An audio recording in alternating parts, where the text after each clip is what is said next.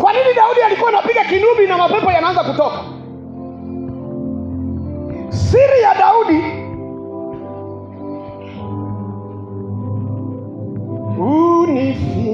unifinyane, nifinyane, unifinyane, nifinyane. Haya ni maombi yangu,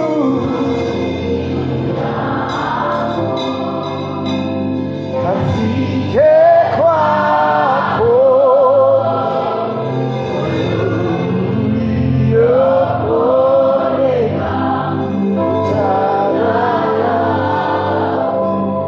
ni kiu yangu, kiu yangu ni haja yangu, nifanane nawe, nifanane nawe.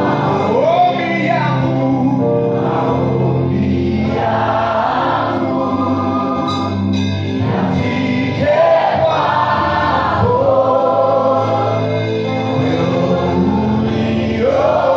uliokoleka utawala. Kiu yangu, mimi hiyo ndio namaanisha kutoka moyoni mwangu. Hiyo ndio kiu yangu, nifanane nawe, nifanane. Nataka niwaambie siri ya Daudi. Kwa nini Daudi alikuwa anapiga chombo alafu kimwachilia nguvu ya Mungu? Ni kwa sababu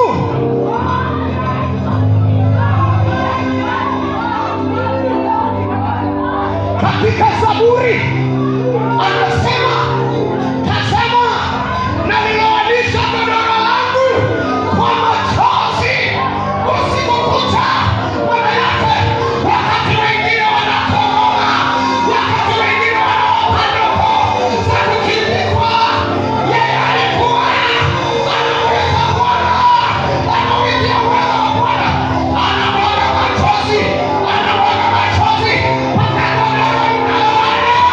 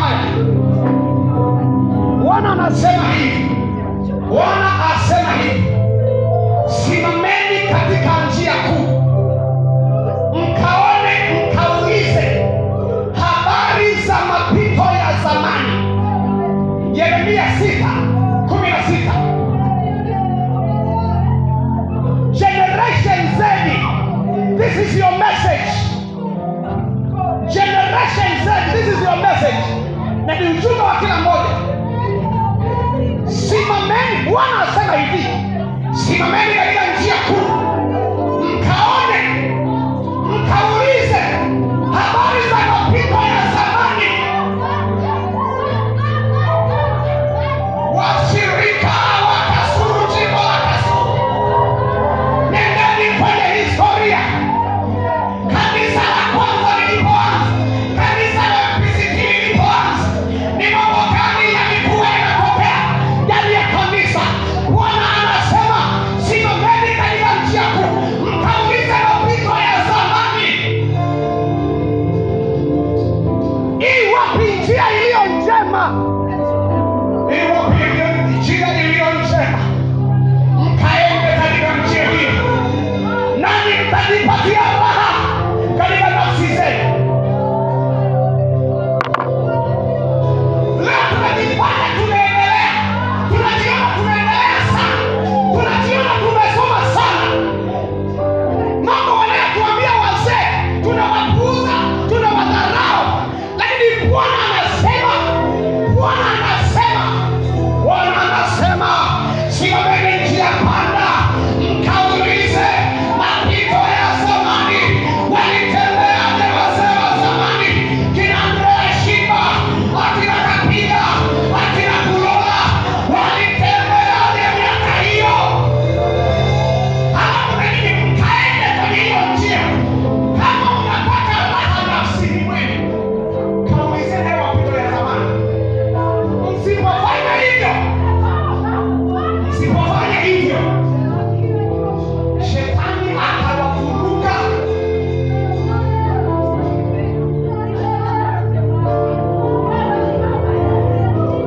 Yesu Kristo.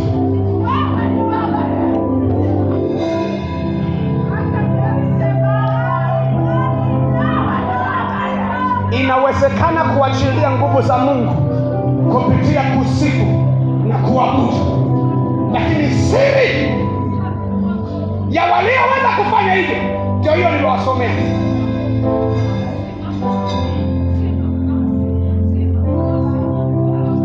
Uimbaji, nimewaambia, sio burudani wa kanisani, sio burudani. Uimbaji wa kanisani unahusisha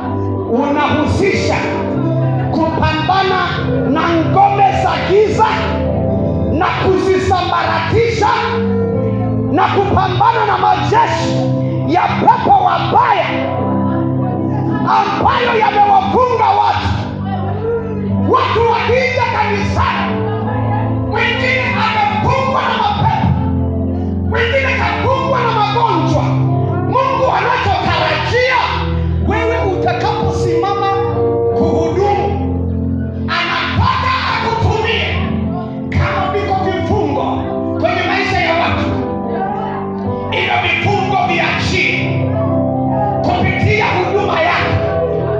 Lakini niwaambie watu bila kuwaficha, kwa utitiri na wingi wa mastepu yenu hayo mlioyaendekeza, it will never come to pass. Haiwezi katokea. Ndio maana niwaambia, nendeni mkakae, mtafakari upya jinsi mtakavyoendelea na huduma. Kama mmeamua kumtumikia Mungu, Yoshua akamwambia, chagueni vile mtakaye kumtumikia. Chagueni hivi leo mtakaye mtumikia. Kama ni Baali na ieleweke. Simama hapo, mnatunengulia. Hatuoni madhihirisho ya Roho Mtakatifu. Uimbaji unahusisha kubomoa hizo ngome. Huwezi ukazibomoa kama nguvu ya kuzibomoa haipo. If you did not sit in a sacred place, kama hujakaa mahali pasiri pake yeye aliye juu, huwezi ukazibomoa hizo ngome. Zenyewe ndio zitakubomoa. Ndio maana umeshindwa kuacha uzinzi wewe, shindwa kuacha uongo, shindwa kuacha vurugu. Ni msababisha vurugu tena, ni msababisha vurugu tu wewe. Bwana hajakubadilisha kwa sababu hujawahi kukutana naye ili akubadilishe. Huwezi. Mungu anatumia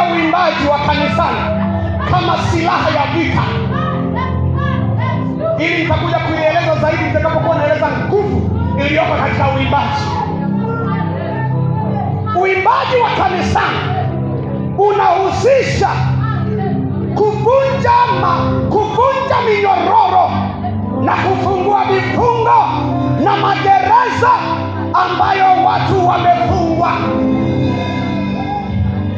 Kama huamini, kasome habari za Paulo na Sila walipokuwa gerezani baada ya kufungwa minyororo, wakatiwa gerezani chumba cha ndani. Maandiko yanasema wakaanza maombi, kukawa kimya. Mwishowe Roho Mtakatifu usiku ulipoendelea akawashtua, mkitaka mkomboe hapa, anzeni kusifu na kuabudu. Wakaanzisha wimbo kwa fadhili zako zadumu milele na milele. Wafungwa wenu wanajiuliza, tunapata dizaini ya wafungwa wao. Jamaa kawadai, kwa maana fadhili zako zadumu milele na milele. Mara ya tatu, kwa maana fadhili zako zadumu milele na milele. Ghafla misingi ya gereza ikaanza kutikisika. Misingi ya gereza ikaanza kutikisika. Na ndiyo maana iliyokuwa kwenye mikono na Sila ikayeyuka yenyewe.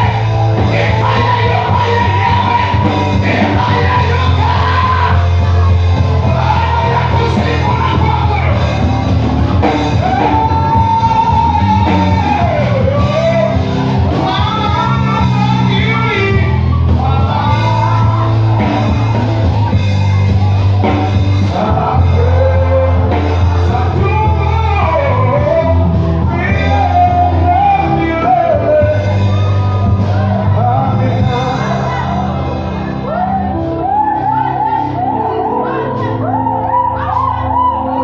uimbaji unahusika kufungua mbingu na kuleta upenyo wa kiroho eneo unapofanyika.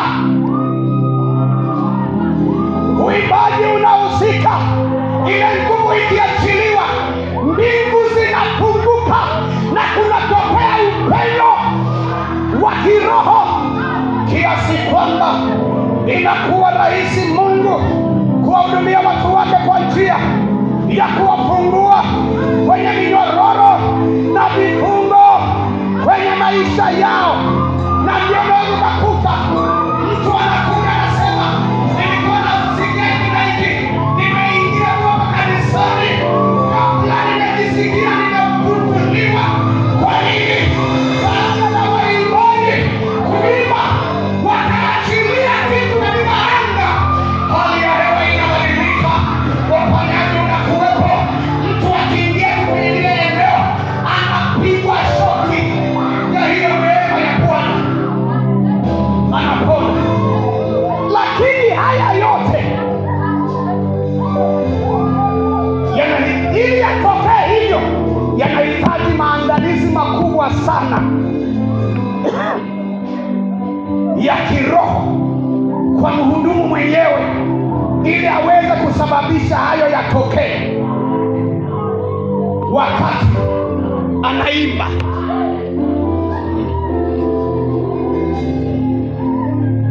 Maelezo haya yako kwenye ukurasa wa 29. Nunua hiki kitabu. Nunua hiki kitabu. Kitabu hiki nimekiombea. Yeyote atakayesoma kitabu hiki, kuna wengine vitu fulani vya ajabu vitawatokea kwa kushika tu hiki kitabu.